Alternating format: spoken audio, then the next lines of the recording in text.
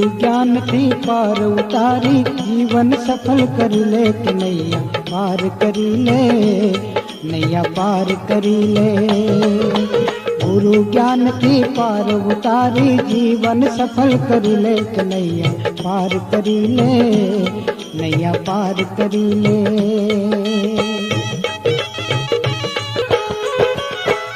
ओरे मायावी जीवड़ा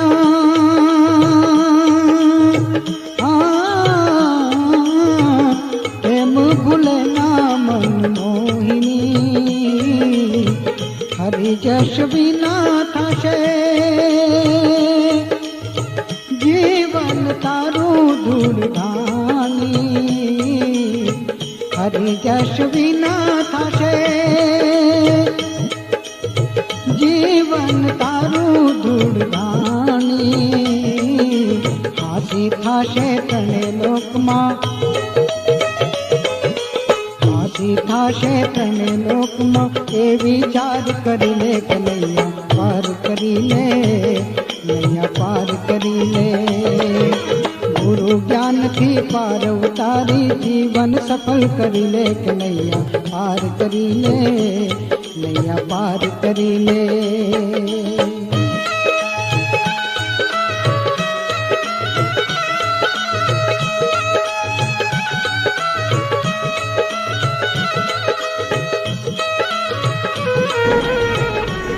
તો ત્યાં સુધી કહે છે ગુરુ ગોવિંદ દોનો ખડે કાકો લાગુ પાડે।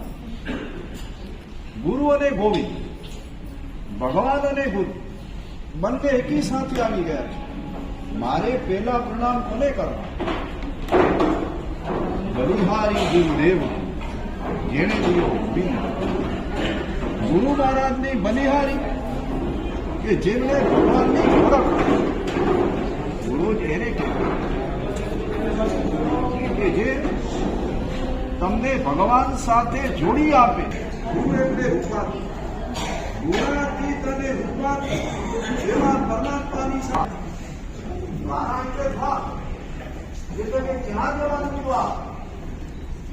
ભગવાન પાસે જવાનું દ્વાર જો ક્યાંયથી તમને મળે, શ્રી સરળતાએ ગુરુથી મોટી સત્તા।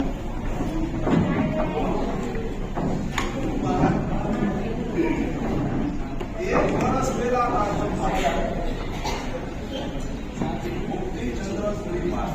ઉપકાર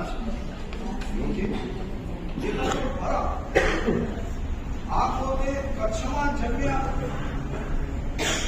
જે જ્યાં જન્મ ત્યાં જ કાઢો, જે વારે જન્મ્યા 2/1/1962 પિતાજી બચુભાઈનો ભુજમાં સ્વર્ગવાસ, 2/1/2024 મુક્તિચંદ્ર સુરી મહારાજ સ્વર્ગ।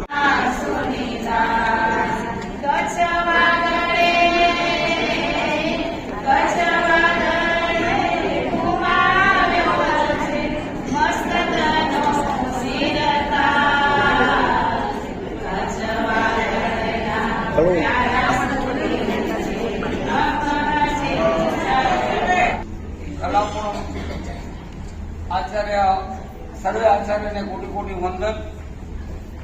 વર્તમાન ગચ્છાધિપતિ આચાર્ય કલ્પતરુજી સ્વામીને વંદન। આપણા પાઠપોત વિરાજમાન મુનિચંદ્રજી સ્વામીને અને મુનિ ભગવતો ગરોડીભાઈ અને કોટી કોટી વંદન। તમારા પાસે એમની મુનિચંદ્રજી આપણે જે આવ્યા છીએ સભા માટે, ઘણું બધું આપણે સાંભળી લીધું છે।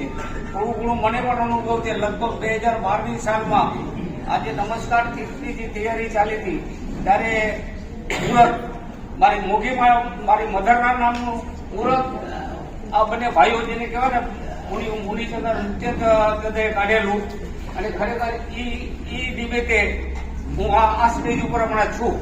ખરેખર એમનો જેટલા હું ઉપકાર માનું એટલે એમનો ઓછો છે। મનપરામાં સિરલ લાજપત સાહેબ હતા, બે ચોમાસામાં લાસ્ટ ચોમાસામાં પણ એમની મુલાકાત મારી સાહેબના દર્શન કર્યા, સાહેબે ખૂબ આશીર્વાદ આપ્યા અને કલાપણો સંપ્રદાયના બધા ગુરુભંગોને ખરેખર મારા ઉપરનું જે અભિદ્રષ્ટિ છે, હું ખરેખર એમનો ઋણ ક્યારે પૂરું કરું એવી કુદરત શક્તિ મને આપે અને સ્વયં આશીર્વાદ આપી દે એવી હું ભાવના ભાવું છું. મંત્ર સ્વામી ભગવાન શ્રી નાગેશ્વરા પાઠનાથ ભગવાન પૂજા આચાર્ય બાબત કલાપૂર્ણ શ્રીસર મહારાજા સાહેબ પૂજા આચાર્ય બાબત મુક્તિ મુનિચંદ્ર શ્રીસર મહારાજ સાહેબ પૂજા આચાર્ય બાબત ચંદ્ર શ્રી મહારાજ સાહેબ સાધુ બાબતો સાધુજી બાબત ચરણમાં વંદન. બહાર ગામથી વધારેલા ગામોથી વધારેલા મહેમાનો ખરેખર મનફરા, આધોઈ, ભચાઉ, પાણીખર, મરોડિયા, ગાંધીગામ, બંજાર, ભુજ, સામખિયાળી સર્વે ગામોથી ઘણા બધા મહેમાનો આવ્યા છે. સૌનો નમસ્કાર તેર અહીંયા આપનું અભિવાદન કરે છે. ખરેખર સાહેબજીની પહેલી વર્ષગાંઠ, તેમાં બી આપણે સાહેબજીની હાજરી અને આ લાભ નમસ્કાર જેને મળ્યો. મહાત્માઓનું બોલવાનું કે પહેલી વર્ષગાંઠ હતી એટલે બધા મહાત્મા પોતાના હૈયાના હજુ જે હતું એમની પાસેથી શું શીખ્યા, એમનું ભાવ કેવા હતા, એમણે ગુણવાની સંભાળી એમને કહ્યું. કે સાહેબજીની વાત કરીએ તો એમણે ચોમાસા મનફરામાં કર્યા, આધુઈમાં કર્યા, સામખિયાળીમાં બી અમારે જો કરાવ્યા છે. ત્યારથી અમે ઓળખીએ છીએ કે એમની કેટલી ઉત્કર્ષ કાર્યની, કોઈ ચીજની માંગણી નહીં, કોઈ કઈ નહીં, જે ટ્રસ્ટી કરે એ બરોબર. બાકી આપણે સર્વને ઉમાડવાના એક જ વાત. એકી હૈયું મારું નૃત્ય કરે એ સંતોના ચરણ કમળમાં મુજ જીવનનું હરવે. ઘણું બધું સાંભળ્યું, ઘણા અનુભવો લોકોના સાંભળ્યા. હું ખાલી બે શબ્દમાં જ કહી દઈશ કે એમનું જે જીવન હું મારા હયાતીમાં મેં એમને ઘણી વખત સાંભળ્યા, ઘણી વખત નિખાર્યા છે. એમનામાં જે ક્ષમતા, કરુણા, શાંતિ, પરોપકાર, જીવદયા એ જેટલા ગુણો હતા એ બધા એમનામાં અતિશય હતા. અને એ બધા ગુણો આપણા સંસારમાં આપણે મેળવે એ આપણે એવી અભિલાષા રાખીએ.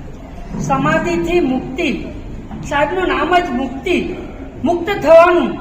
જીવનની અંદર તમારે મારે આપણે બધાને મુક્ત થવું છે. પણ મુક્ત કેમ થવું? તો જીવનની અંદર સમાધિ તો આવી જ જોઈએ. સમાધિ જો ના આવે તો મુક્ત ના થવાય, તો ભટકવું પડે. બરાબર? જો આપણા જિંદગીની અંદર સાહેબની જેમ સમાધિ ના આવે તો ભટકવું પડે. તો આપણે ભટકવું નથી, માટે આપણે જિંદગીની અંદર સમાધિ તો લાવવી પડે.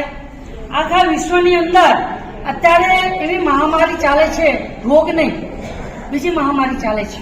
તમે સાંભળો છો, હેડિંગ વાંચો છો, રશિયા અને યુક્રેન વચ્ચે યુદ્ધ ચાલે છે, એવી કેટલી જગ્યાએ યુદ્ધો ચાલે છે.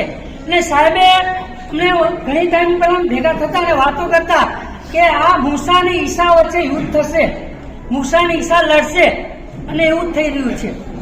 તો આ બધી સંક્રમણની વચ્ચે આપણે સમાધિમય જીવન જીવવાનું છે.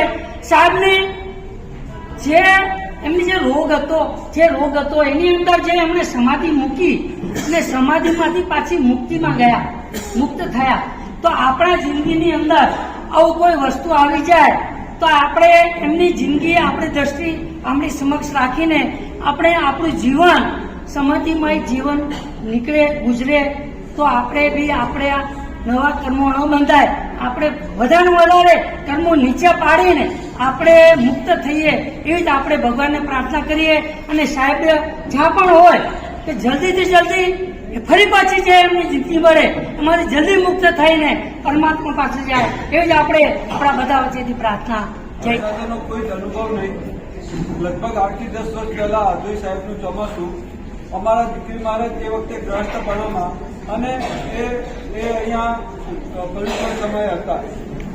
મને પણ ઘરેથી એવું થયું કે ચલો જવું.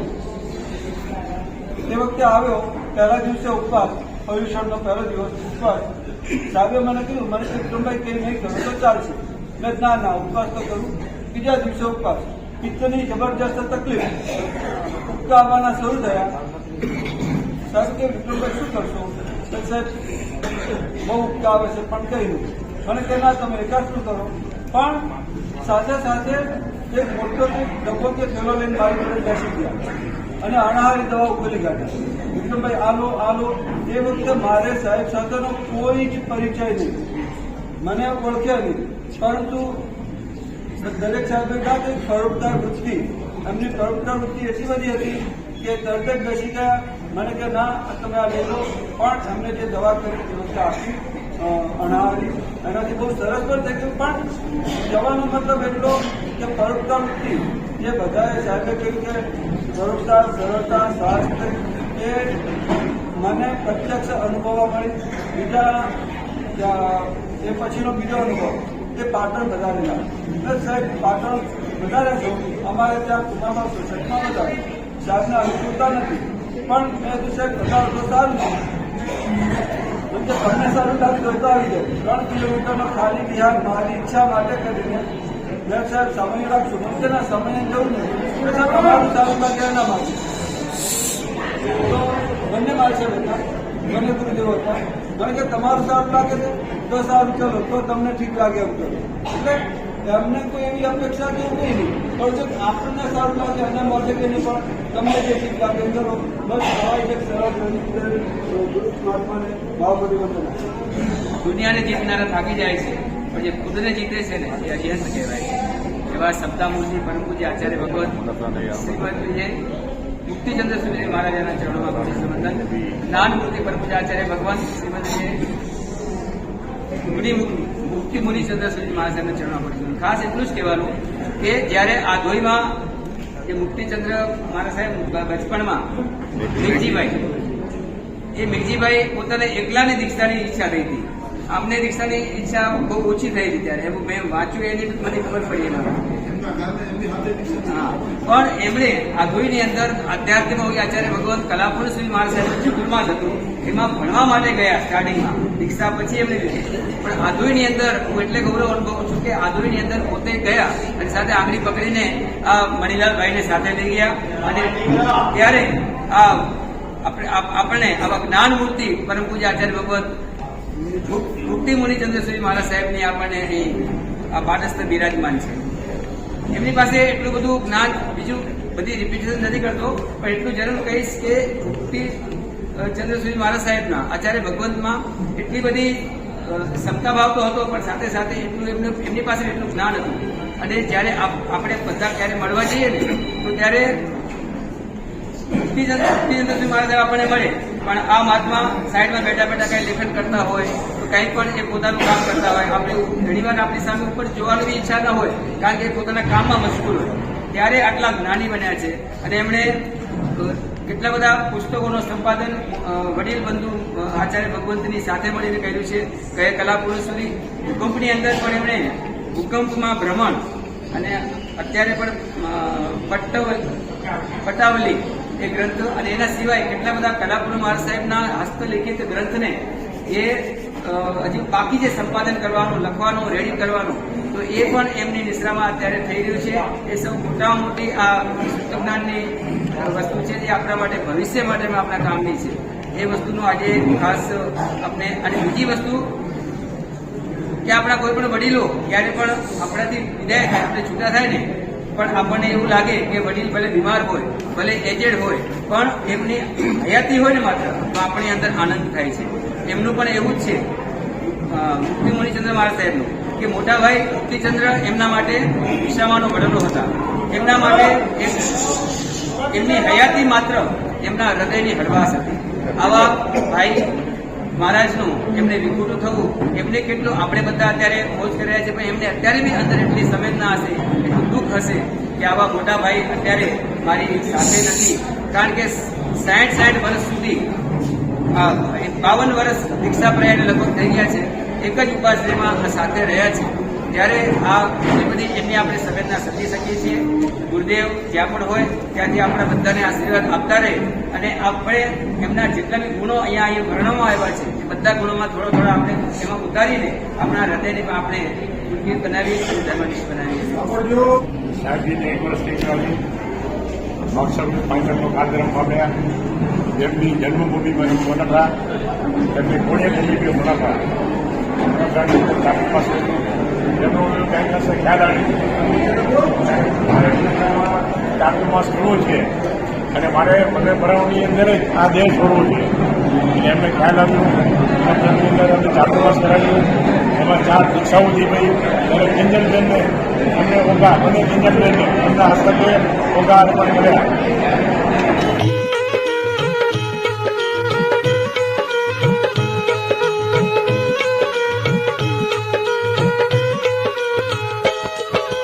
गुरु ज्ञान थी पार उतारी जीवन सफल करी ले कन्हैया पार करी ले नैया पार करी ले. गुरु ज्ञान थी पार उतारी जीवन सफल करी ले कन्हैया पार करी ले नैया पार करी ले.